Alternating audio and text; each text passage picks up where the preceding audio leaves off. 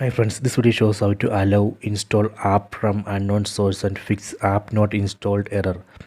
Please don't forget to subscribe this channel. Please like and share the video. Go to settings, tap on the settings app icon.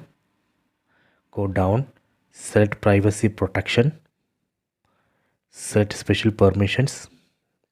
From this list, go down, select install unknown apps. Here we can see list of apps. From this list, for example, let me select Google Chrome browser.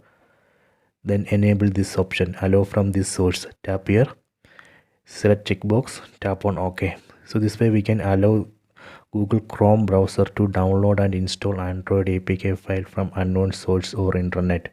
Tap on OK. Done. Then go back. So let me set this permission for one file manager app. Let me select one file manager app. Let me select this one.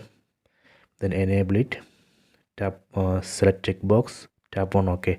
This way we can allow this file manager app to install Android APK file which we downloaded into the phone, or Android APK file which we stored in the pen drive or hard disk. Tap on OK. Done.